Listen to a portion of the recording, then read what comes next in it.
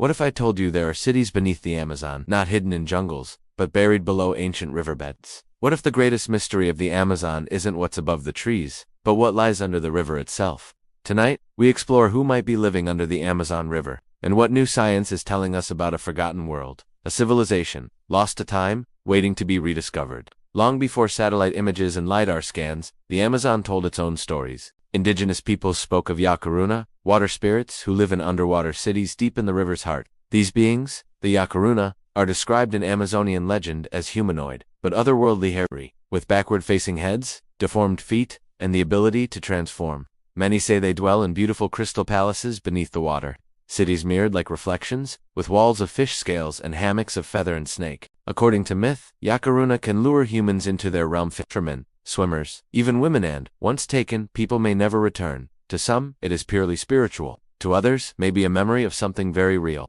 Could these stories be echoes of an ancient people whose cities now lie silent below the water? For centuries, scholars believed the Amazon was a mostly wild, sparsely populated forest. But that view is changing dramatically. In 2024, a team of archaeologists used LIDAR light detection and ranging to peer through the canopy and map ancient earthworks and structures long hidden by trees. They uncovered a network of what appeared to be cities, platforms, plazas, mounds, and long straight roads. In Ecuador's Apano Valley, LIDAR revealed more than 6,000 rectangular earthen platforms, connected by a grid of roads and footpaths. According to Stephen Rostaing, the lead archaeologist from the French National Center for Scientific Research, the settlement dates back 2,500 years. These were not small villages. According to researchers, this was a true civilization with organized agriculture, drainage canals, plazas, and even defensive structures. A civilization under the forest, but how much of it lies under the river too? It's not just Ecuador. Across the Amazon basin, archaeologists are rewriting history. Take the Llanos de Mojos in Bolivia. LIDAR images revealed monumental platform structures, pyramids nearly 21 meters high, ringed by moats, connected by causeways, and bound by a complex water management network.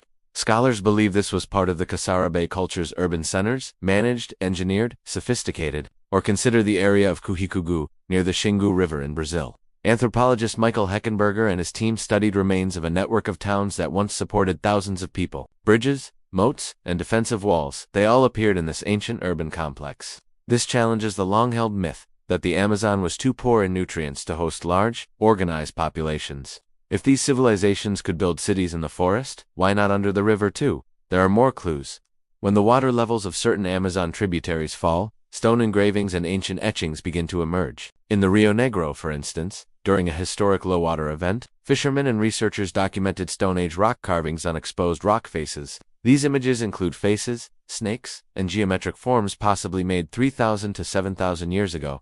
Archaeologist Eduardo Neves, a leading Amazon scholar, believes these carvings support the idea that large, complex societies existed long before European contact. What if these ancient people built not just on land, but into the riverbed itself? To adapt to their watery environment, some Amazonian societies built elevated mounds called tezos on Marajo Island at the mouth of the Amazon. Archaeologists discovered dozens of these artificial embankments. These were not random hills, but carefully constructed mounds built by the Marajora people, possibly between 500 and 1300 CE. Archaeologist Helena Lima notes that these structures required engineering knowledge, especially to deal with the seasonal flooding of the river. The agro-like platforms, defensive embankments, and dwellings suggest a society deeply adapted to water. It begs the question, if they built mounds on land, did their cities also extend beneath the river? Back to the legends, the Yacuruna.